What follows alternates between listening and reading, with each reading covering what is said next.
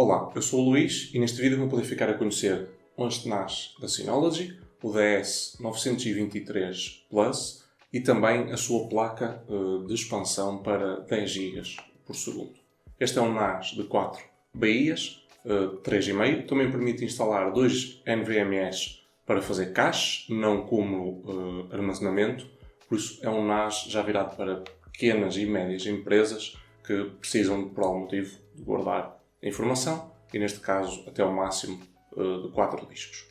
Durante o vídeo vão poder utilizar os capítulos para viajar entre os tópicos. Vou incluir, por exemplo, como é que se montam discos, o software, o DSM, o ruído que o computador faz, o desempenho e quais é que são o tipo de aplicações que recomendamos que corram no NAS. E agora começa a parte realmente interessante. Como podem ver, já estou com outra roupa, entretanto já passou algum tempo e eu já vos consigo falar de toda a experiência do início ao fim, de como é que foi utilizar este NAS, que tipo de testes é que fiz, etc.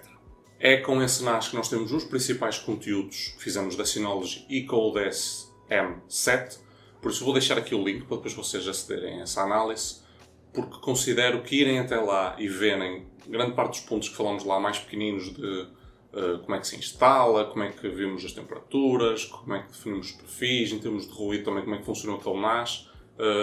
Acho que é um conteúdo interessante, é um NAS relativamente recente e provavelmente ainda é um NAS que vocês encontram no sítio onde vão encontrar este que estamos a testar agora, que tem só tem 2 baías, tem um preço bastante diferente, portanto, existindo ainda esta oportunidade, convido-vos a ver esse vídeo para eu não estar agora neste momento a repetir muitos conteúdos. Portanto, basicamente tem esses 2 discos, tem os cabos de LAN que precisam, tem o power. Eu continuo a não gostar muito da ficha do power que vem incluída, acho que não é propriamente a melhor escolha para o conector em si, o tipo de conector, percebo, porque depois permite que eles utilizem o carregador oficial, que não vos deixem entrar em situações que não são tão boas para depois todo o sistema que está lá dentro, porque devem pensar que isto não é um computador normal, portanto não tem uma fonte de alimentação normal lá dentro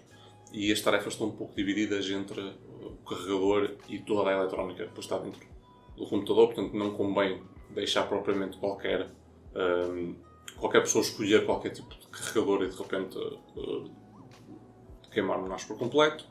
E basicamente é isso. Vem também com as pequenas chaves que precisam para bloquear os discos, fazer com que as docks não saiam, mas depois o NAS todo em si bastante simples.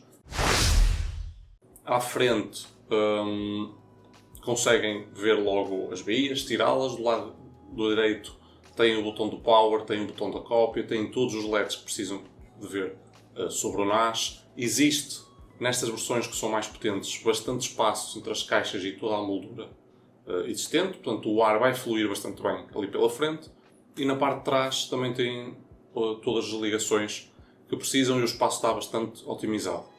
Tem do lado esquerdo 2 portas 1 GB por segundo. Eu, no meu caso, utilizei uma placa à parte que a Synology enviou que vai até 10 GB, é um acessório que vocês conseguem comprar à parte. Depois têm de comprar para o vosso computador, para o vosso switch, para onde precisarem, outra peça, outro componente compatível com 10 GB e conseguirem assim montar toda a rede que precisa entre o NAS e qualquer outro sistema em 10 GB.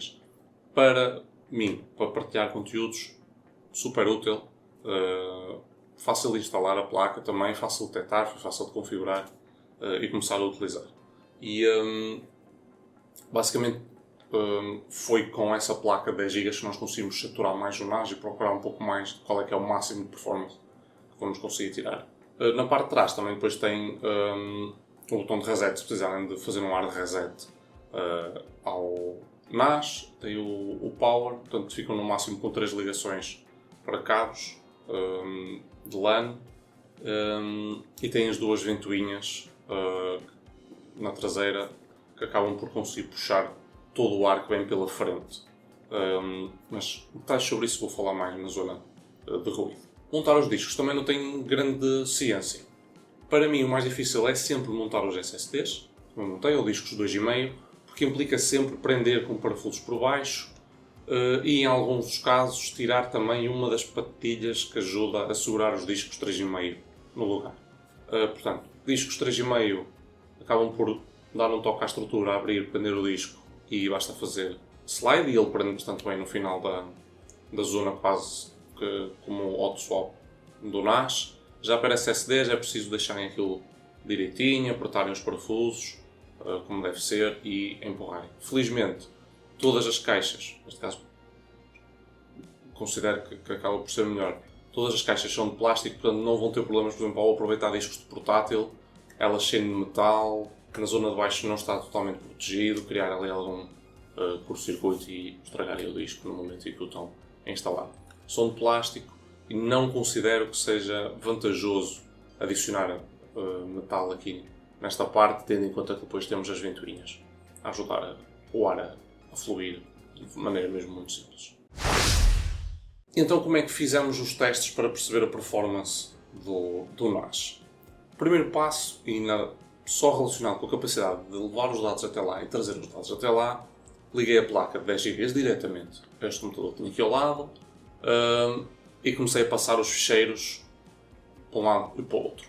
Rapidamente percebi que estava com uma limitação bastante abaixo dos 10 GB, que era a velocidade máxima que eu conseguia ler aqui deste lado dos chatas. Portanto, estava a tentar copiar.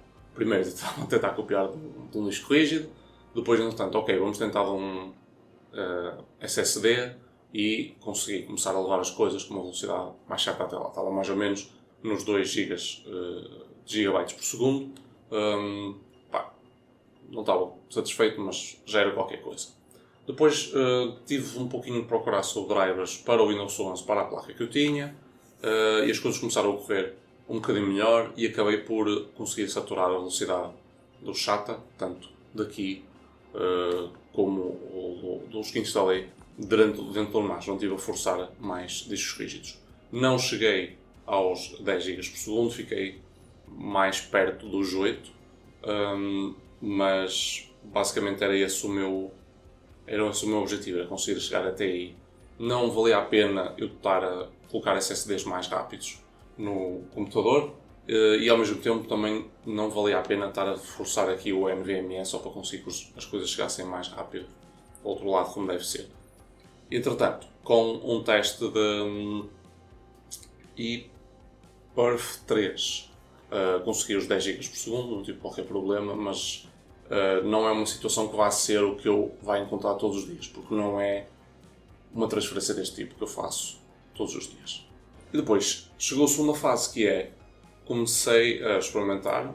Foi a primeira vez que experimentei Docker, tive a aprender um bocadinho sobre a coisa. Estava habituado a estar a experimentar só Proxmox e Tronage, basicamente eram as duas coisas que eu estava a fazer em termos de online, a experimentar aqui tudo em casa. Portanto, tive a aprender um bocadinho a configurar as coisas no Docker e comecei a experimentar todas as coisas que tinha nos outros dois computadores, a versão Docker e no NAS com o Container Management. Resultado, consegui colocar todos a funcionar, não tive qualquer problema, com a vantagem aqui no Docker que não estou dependente nem das coisas que encontrei, por exemplo, para o Proxmox, em termos de scripts fáceis para instalar o Gel XC, não estive dependente das versões, se já estavam ou não estavam atualizadas agora para a minha versão do Proxmox ou não, porque vai diretamente ao GitHub, procuram pela palavra que precisam, vão encontrar várias versões, vão encontrar todos os forks que as pessoas tiverem feito e depois as pessoas vão votando e fazem com que essa aplicação vá ficando com mais prioridade cá em cima dentro do que vocês estão a fazer pesquisa. Eu acho que isso é mesmo incrível. É uma das maneiras mais rápidas de vocês, depois durante uma pesquisa, num grupo qualquer, por exemplo, no Reddit, no grupo da OnLive, verem alguém falar sobre um programa, vêm aqui, pesquisam, dão uma checada nos requisitos, como é que se configura aquilo e rapidamente estão a experimentar a aplicação. E eu acabei por experimentar quase tudo o que tinha do outro lado. Estamos a falar de coisas como o DuckDNS, o Nginx Proxy Manager, Nextcloud, Project Sand, que é uma espécie de um e-transfer, também coisas para a impressora 3D, portanto, Octoprint, essas coisas todas, tudo existe ali, tudo existe no Docker, tudo é fácil de colocar a funcionar. Depois têm só de começar a perceber em termos de recursos qual é que é o limite que vocês querem pôr nas coisas.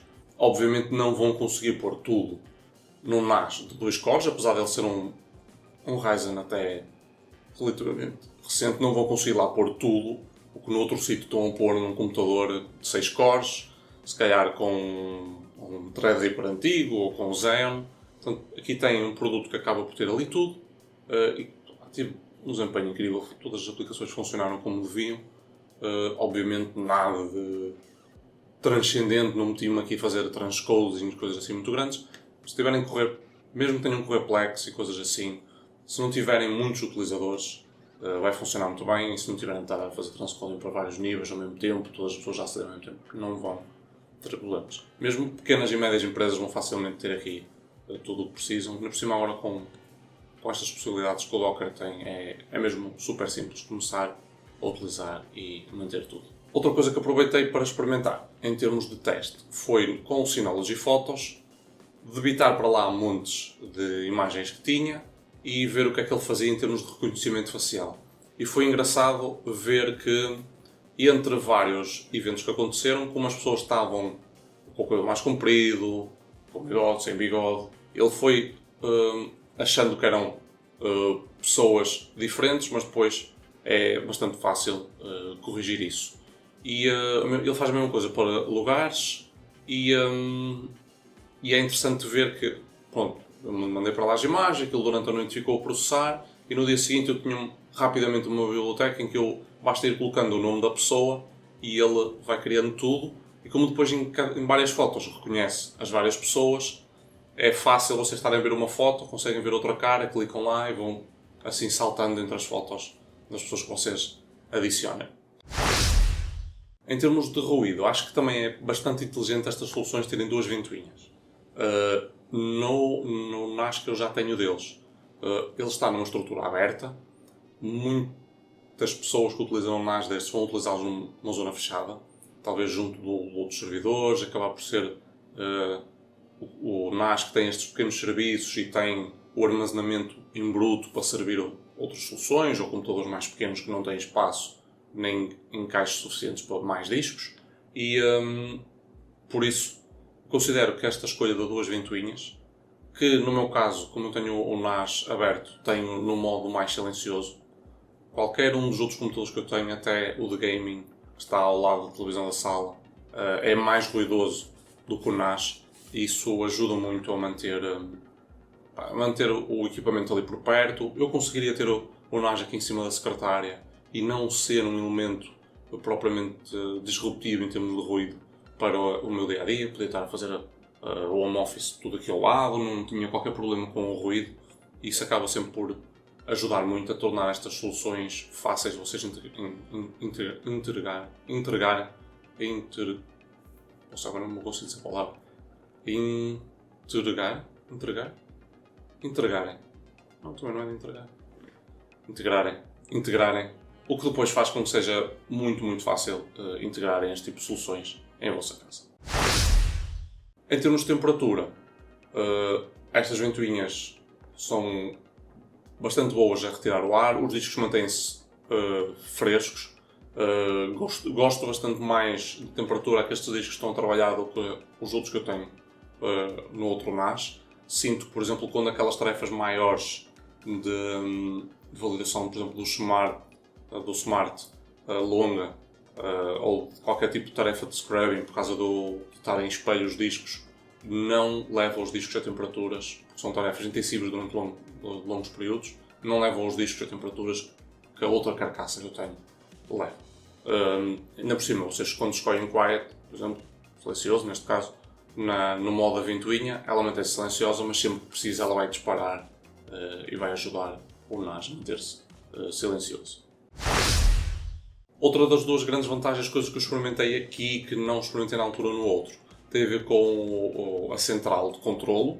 Portanto, eu aqui facilmente consigo ligar outros NAS e receber informações deles e consigo coordenar à distância, através de um único NAS, tudo o que é updates, tudo o que é serviços ligados, a versão a que cada serviço está a correr e também fazer montar mais rapidamente sistemas de disponibilidade alta. High Availability, normalmente só aparece a nomenclatura HA, é isso que encontro em qualquer pesquisa que faço. E é bastante interessante, mesmo tendo uma versão mais antiga do DSM-M no outro NAS, eu consigo facilmente ter as informações todas sobre ele, ver todo o hardware, ver as temperaturas a questão. Não consigo fazer com que os serviços estejam em paralelo atualizados, porque a versão é mais antiga, vou ter de proceder à atualização entretanto, mas é muito fácil coordenar tudo. Tem mesmo ali uma central que vos permite coordenar os updates, quando é que os querem fazer, quando é que não querem fazer, e também perceber o tipo de tarefas que cada um dos NAS tem. Por base, eu acabo sempre por definir uma tarefa em termos de scrubbing o mais dilatada possível, por exemplo, de 2 em 2 meses validar esse componente, ou ir para testes short e long.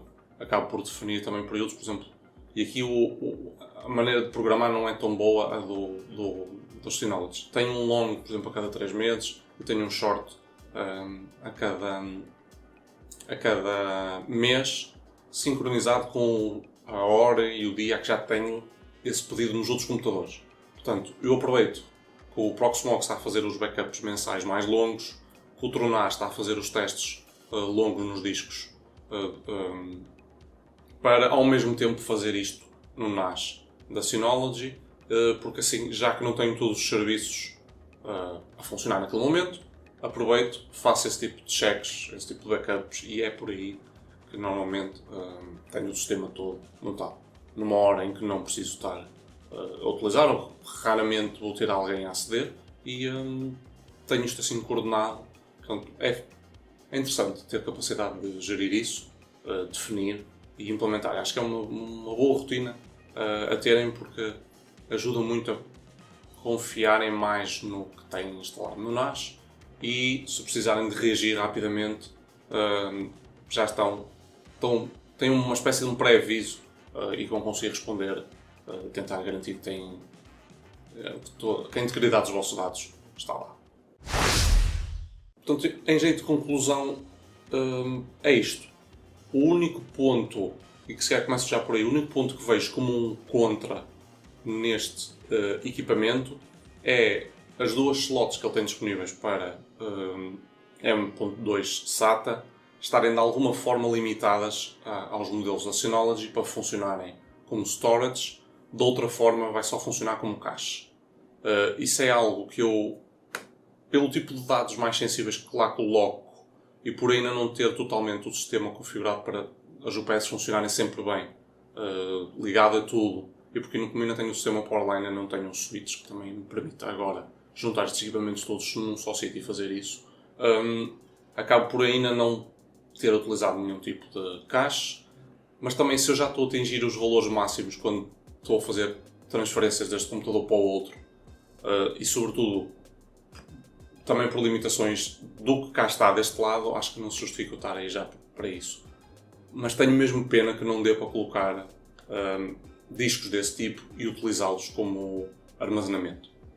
Vão ter de comprar discos da Synology, ok, compreendo, eles só vão certificar esses discos ou de poucas mais marcas para essa utilização e desbloquear essa opção, mas seria mesmo interessante aos poucos conseguir que eles começassem a ter nesta faixa de preço equipamentos que permitissem fazer isso, porque assim passam rapidamente de 4 baías para 6 baías, por assim dizer, e ganham muito mais flexibilidade no tipo de soluções que eu começo a construir. Em termos de pontos positivos, tem sido uma ótima experiência trabalhar com este equipamento. Deu-me algum trabalho compreender como é que funcionava o Docker, mas acho que isso agora acabou por desbloquear todo um novo mundo que vejo facilmente qualquer pessoa com 1 ou 2 semanas de aprendizagem começar a fazer o mesmo, porque depois encontrou online muitos guias, quase tudo o que já existe na pesquisa de como daquele Docker, logo no link rápido que aparece aqui no centro de pacotes, tudo isso aparece logo lá, e aparecem lá uns exemplos, portanto facilmente conseguem ler e perceber, ok, vou ter de trocar este valor para mim, posso manter este, e irem com isso manipulando o sistema. 4 baías também é um formato incrível para começarem. Sinto que esta solução acaba por conseguir entregar, ainda por cima pelo consumo que tem, muito mais do que se calhar o Xeon que eu tenho montado no servidor, que acaba por ter depois 12 threads, tem 6 cores com hyperthreading, tem 12 threads, mas eu não consigo de uma maneira saudável gerir ali tudo e os sistemas ficam mais pesados, portanto vou gastar mais e aqui com 2 cores consigo correr uma data de coisas. Se precisar de expandir a RAM ainda tenho espaço, tenho também os discos, posso utilizar para ter cache, portanto vou conseguir buscar uma velocidade ainda maior, consigo de alguma forma pôr algum tipo de transcoding e ele vai conseguir fazer isso. Ou seja, se tiverem ideia de construir a vossa biblioteca de multimédia com um Plex ou assim, vão conseguir que ele tenha alento para começar a trabalhar sobre isso. E também acho que toda a estrutura em termos de refrigeração e de ruído está muito bem construída. Se vocês precisarem que isto seja uma solução silenciosa, vão conseguir que seja. Se precisarem do desempenho máximo porque ele está num sítio fechado, metem as ventoinhas a 100% e não vão ter qualquer problema com os discos, o que é bastante bom e é uma das coisas mais importantes para assegurarem a longevidade dos discos e assegurarem que os vossos dados estão protegidos. Convido-vos, se tiverem alguma dúvida, a andar para trás e verem os outros capítulos para perceberem qual é que foi, como é que correu cada uma destas etapas. Na descrição também conseguem ver pelo timestamp as coisas e saltarem para lá. E depois no website também vou conseguir ver mais fotos sobre o NAS e também alguns print screens das aplicações, alguns print screens das transferências, desse tipo de coisas, e também qual é que é a nossa opinião final deste NAS em cada um dos vários pontos para o qual nós testamos estas categorias. Um grande obrigado à Synology. Eu tentei que este vídeo ficasse pequenino, mas eu acredito que ele não vai ficar muito mais pequenino que o outro, mas visitem a análise do DS220+, tem lá alguns pontos que eu acho que vão complementar bastante bem o que vocês podem ter como dúvidas deste sistema da Synology. Tudo o que é instalação, ruído, perceberem um pouquinho qual é que é o ruído da ventoinha. Aqui vão acabar por ter duas, o que incrementa um pouquinho o ruído, mas nada de mais. E assim conseguirem ter uma overview completa do produto e perceberem qual é que é o caminho que a Synology está a seguir com estes equipamentos, se este equipamento é para vós, e se faz sentido ou não, por exemplo, como um equipamento para vocês começarem o vosso primeiro home lab, ou se tiverem uma pequena ou média empresa, ser um elemento central no vosso armazenamento da informação do negócio. Não se esqueçam de visitar o nosso website e também as nossas redes sociais. Este foi o Synology DS223+. Obrigado por assistir.